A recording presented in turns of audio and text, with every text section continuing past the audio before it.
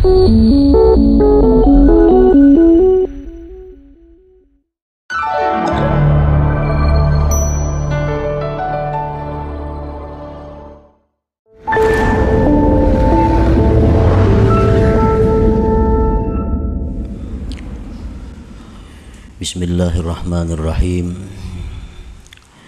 Alhamdulillahil karimil wadud, al-wahidil wujud, ilaihil matlubu wal maqsud. Ashhadu an la ilaha illallah wahdahu la syarika lahul ma'bud, wa ashhadu anna sayyidana Muhammadan abduhu wa rasuluhul hamidul mahmud. Allahumma salli wa sallim wa barik ala al-muttasibi bil karami wal jud, Sayyidina wa maulana Muhammadin sahibil maqamil mahmud, wa ala alihi wa sahbihi wa zurriyatihi wa adba'ihi ila yaumil khulud, amma ba'du. Yang kita hormati dan kita cintai para habaib dan para alim ulama, guru-guru agama, para muhibbin, hadirin, hadirat, rahimakumullah. Alhamdulillah, puji syukur selalu kita haturkan kehadirat Allah subhanahu wa ta'ala, yang mana telah mengumpulkan kita di tempat yang penuh berkah dan rahmat ini untuk berzikir, bersalawat, dan menerima limpahan ilmu dari Allah subhanahu wa ta'ala, yang mudah-mudahan ilmu yang dilimpahkan Allah kepada kita itu diberi taufik untuk mengamalkannya. Amin ya rabbal alamin. Salawat dan salam kita haturkan kepada junjungan kita Nabi besar Muhammad sallallahu alaihi wasallam, dan kepada seluruh keluarga, sahabat, zuriat beliau, dan para pengikut sampai hari kiamat nanti. Para muhibbin rahimakumullah, al-hikmatu tsaniyah wal arba'un minal hikamil ataiyah. Qala al-imam Ahmad ibnu Athaillah Sakandari rahimahullah, nafa'ana bi ulumih. Hikmah yang ke-42 dari kitab Al-Hikam, berkata Imam Ahmad ibnu Athaillah As-Sakandari rahimahullah, wa nafa'ana bi ulumih. La tarhal min kaunin ila kaunin patakuna kahimarir raha, yasiru wal makanul ladzi irtahala ilaih huwal ladzi irtahala minhu, walakin irhal minal akwan ilal mukawwin, wa anna ila rabbikal muntaha. Wanzur ila qawli Rasulillah sallallahu alaihi wasallam, faman kanat hijratuhu ila Allah wa rasulih fa hijratuhu ila Allah wa rasulih, wa man kanat hijratuhu ila dunya yusibuha aw imraati yankihuha fa hijratuhu ila ma hajara ilaih. Fafham qawlahu alaihi salatu wassalam wa ta'ammal hadzal amra in kunta dza fahmin. Yang artinya, janganlah kamu berangkat dari satu makhluk kepada makhluk yang lain. Apabila engkau berangkat dari satu makhluk kepada makhluk yang lain, maka engkau seperti himar, keledai yang menggiling gandum. Dia berjalan, dan tempat yang dia berpindah kepadanya, itulah tempat yang dia berpindah daripadanya. Tetapi berangkatlah engkau daripada makhluk kepada yang menciptakan makhluk itu, dan bahwa kepada Tuhan engkau kesudahan. Dan renungilah kepada sabda Rasulullah sallallahu alaihi wasallam, barang siapa yang hijrah kepada Allah dan Rasul, maka balasan hijrah itu kepada Allah dan Rasul yang membalasnya. Dan barang siapa yang hijrah seseorang itu kepada dunia yang dia dapatkan dunia itu, atau hijrahnya dia kepada perempuan yang dia nikahi itu perempuan, maka balasan hijrahnya kepada sesuatu yang dia hijrah kepadanya. Pahamilah sabda Rasul alaihi salatu wassalam dan renungilah ini perkara jika engkau mempunyai pemahaman. Nah, itulah terjemah makna daripada hikmah yang ke-42 ini. Para muhibbin rahimakumullah, di dalam hikmah yang terdahulu yang ke-41, di situ telah dijelaskan oleh musannif bahwa sungguh aneh orang yang lari daripada sesuatu, lari daripada zat yang dia tidak bisa lepas dari zat itu, kemudian dia mencari sesuatu yang tidak kekal sesuatu itu. Maksudnya sangatlah aneh orang yang beribadah, beramal, tetapi tujuannya itu adalah makhluk Allah. Lanjutan dari hikmah yang ke-41 ialah hikmah yang ini ke-42. Jangan kamu berpindah dari satu makhluk kepada makhluk yang lain. Kalau kita beramal karena manusia, kalau kita beramal ingin mendapatkan kedudukan, kita beribadah ingin dimuliakan oleh manusia, berarti kita mengharapkan makhluk.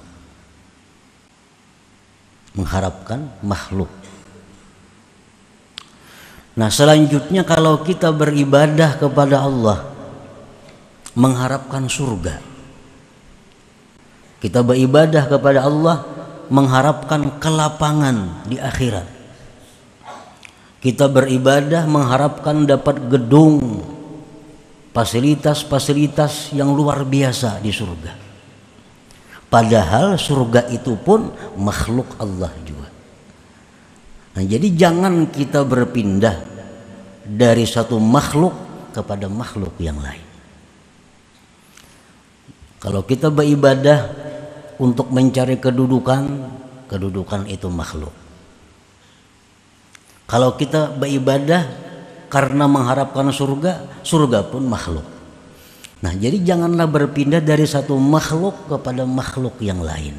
Itu maksudnya. La tatruk hazzan min huzuzi nafsik talaban li hazzin akhar.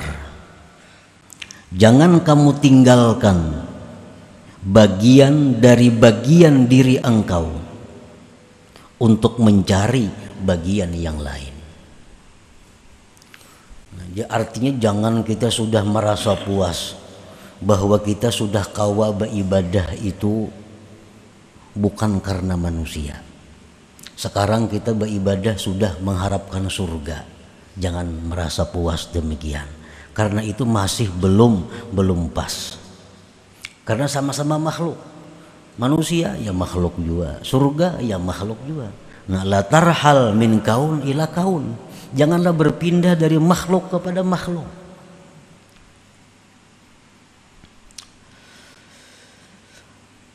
Dicontohkan oleh beliau, kaman zahada fid dunya wan qata'a ila Allah yatlubu bidzalik rahata badanihi wa iqbalad dunya alaihi.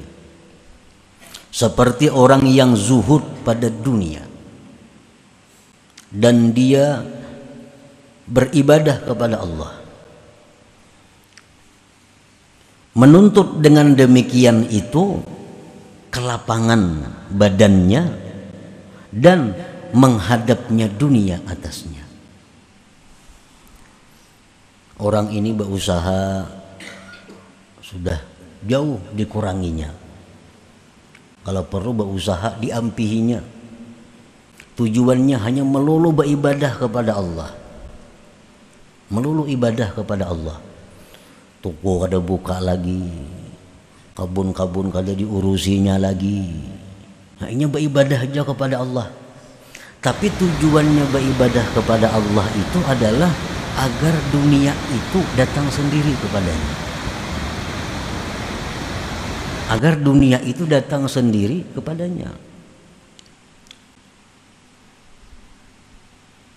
Karena Rasulullah sallallahu alaihi wasallam bersabda, "Man qata'a ilallah kafahu kullu mu'nah wa razaqahu min haitsu la yahtasib." Barang siapa yang berputus kepada Allah, kada mengurusi lagi dunia, ini hanya khusus beribadah kepada Allah. Allah jamin kehidupannya. Allah cukupi segala kebutuhannya. Allah beri rezeki tanpa diduga-duga. Dalam riwayat lain, dunia akan datang menyerah kepadanya. Nah, jadi ini sengaja ampih berusaha hendak beribadah aja kepada Allah, kada tahu urusan lagi dengan usaha-usahanya. Tujuannya apa? Supaya dunia itu datang sendiri kepadanya. Nah, ini ngarannya apa? Berpindah dari satu makhluk kepada makhluk yang lain.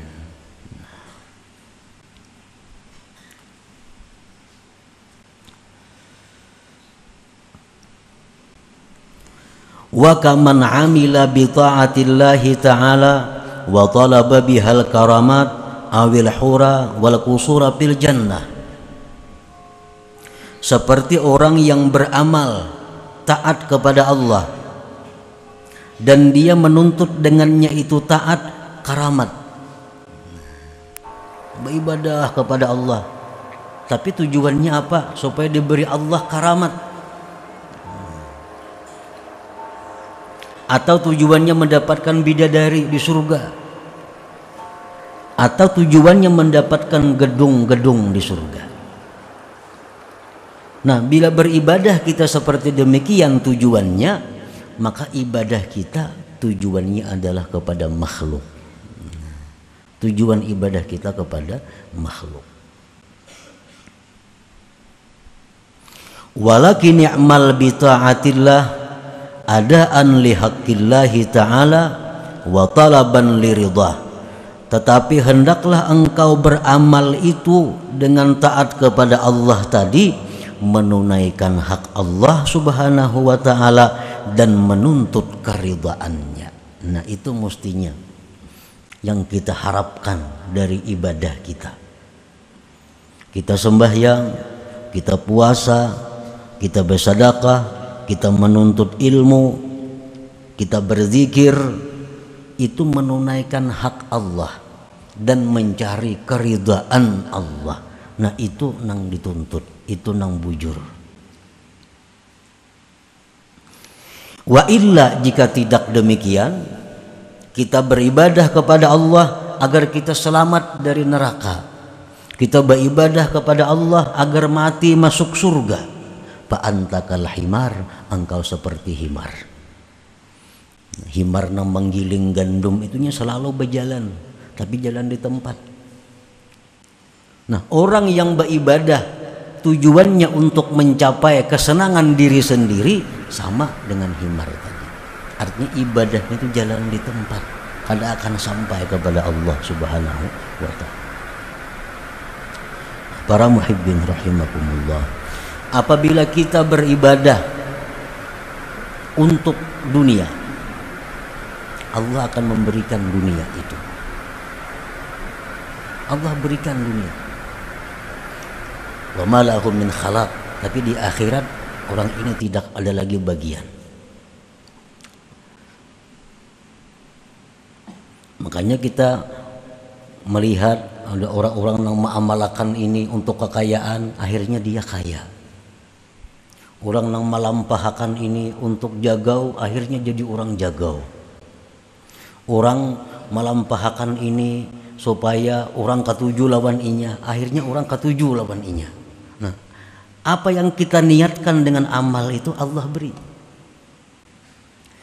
Orang yang beribadah kepada Allah untuk selamat neraka, orang yang beribadah kepada Allah agar dia masuk surga, Allah berikan.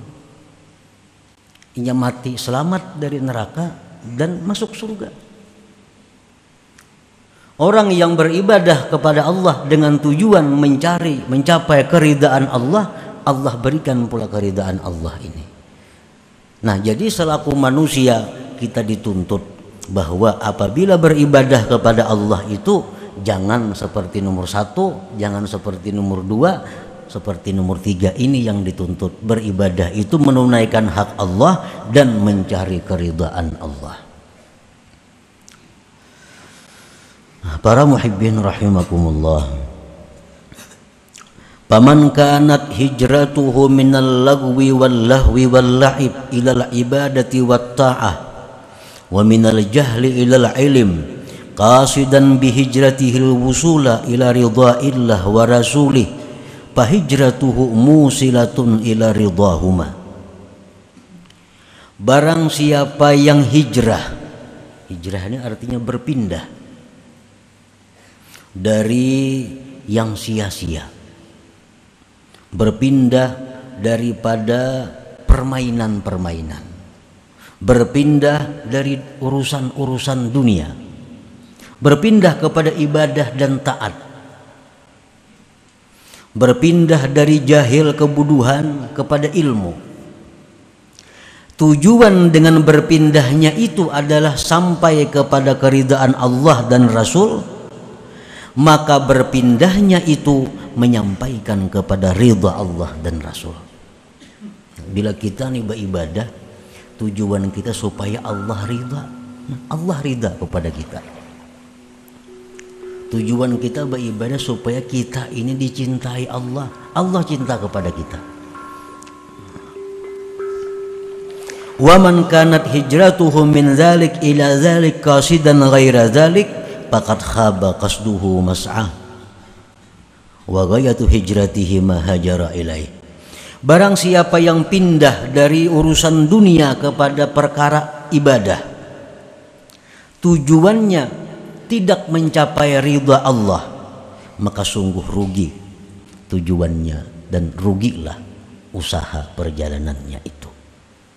Dan kesudahan pindahnya itu adalah sesuatu yang dia pindah kepadanya. Nah, para muhibbin rahimakumullah, di zaman Rasulullah SAW itu ada masa di mana diwajibkan orang muslim mukmin yang di kota Mekah itu hijrah ke Madinah. Ada masanya waktu itu.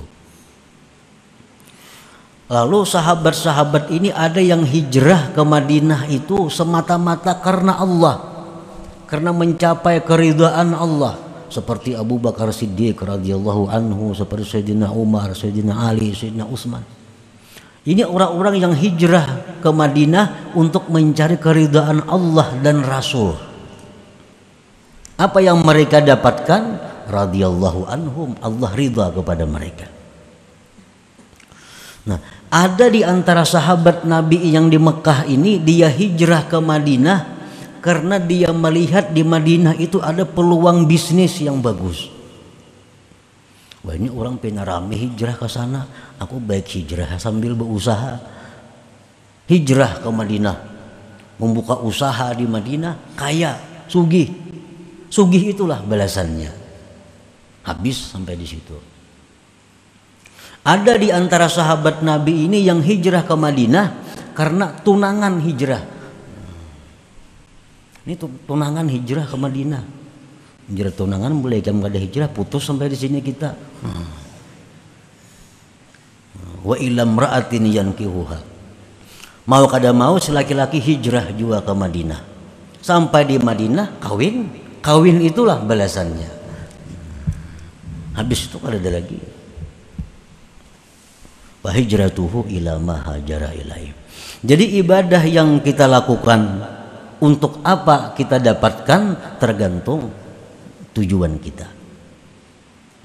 Orang mengamalkan la ilaha illallah 100.000 kali, tujuannya hendak jadi orang sugih, dilampahkannya jadi orang sugih, Allah akan memberi itu. Fal amalu ala talabil jaza wad darajat aw nailil maratibil aliyati wal maqamat nuqsanun wa syaubun bi ikhlasil a'mal. Beramal untuk mencari balasan, mencari derajat, mencapai martabat tinggi dan kedudukan, itu adalah kurang dalam ikhlasnya amal. Ikhlasnya amal.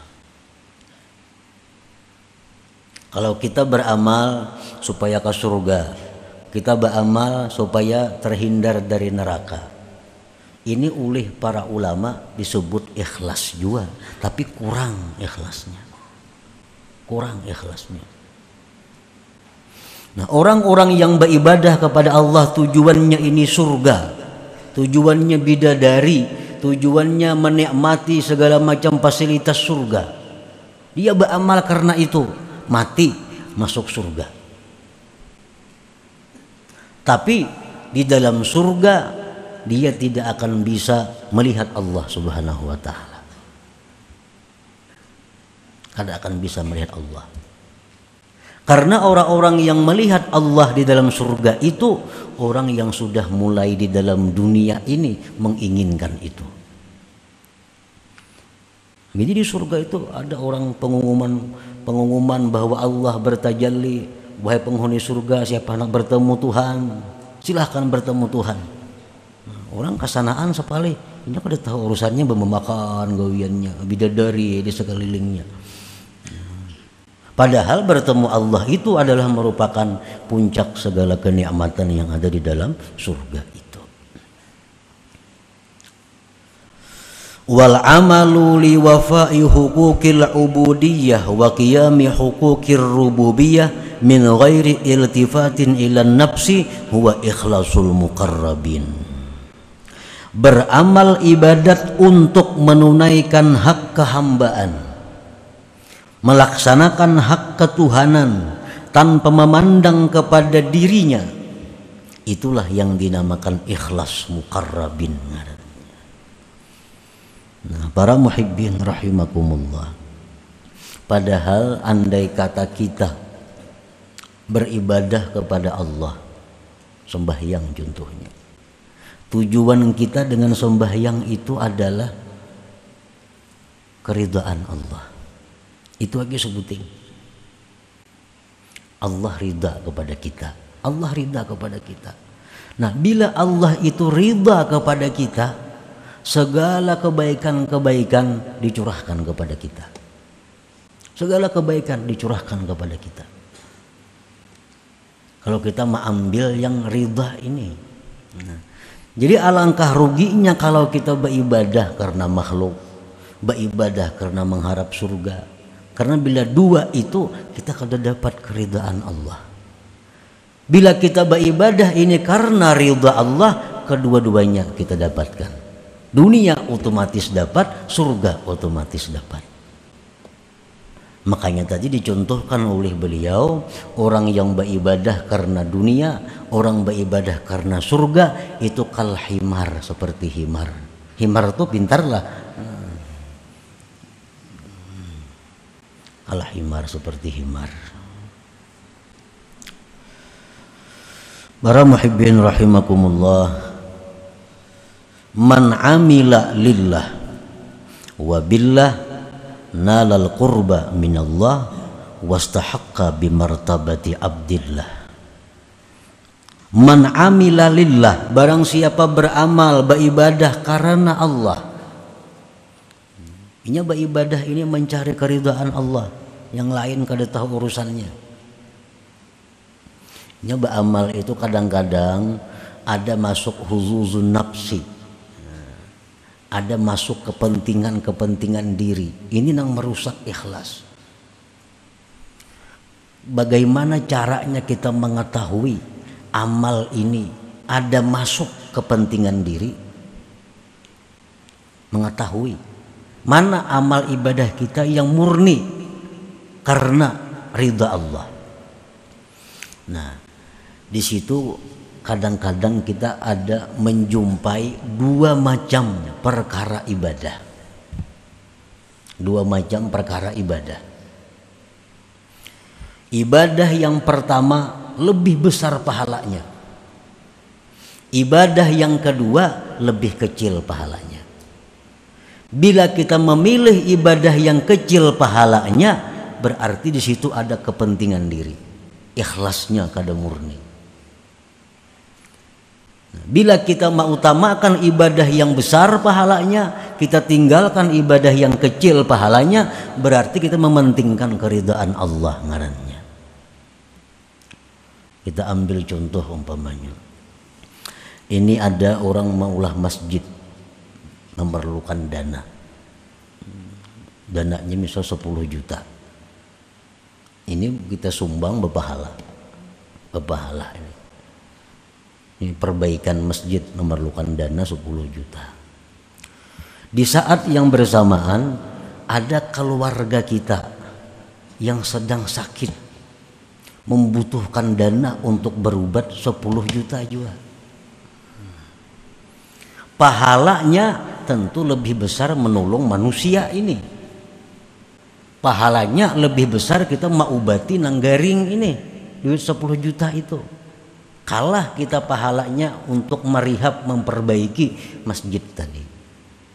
Nah, apabila kita ini condong, kita ini ingin menggunakan duit ini untuk masjid itu, kita biarkan yang sakit ini sakit, berarti ibadah kita itu kadang mencari keridhaan Allah. Ada kepentingan nafsu di situ masuk. Karena kita menyumbangkan masjid ini diumumkan orang, si anu menyumbang 10 juta. Yang menyumbang nanggaring siapa mau makan adalah di masjid mau makan, gak ada. Nah, di situ kita diuji.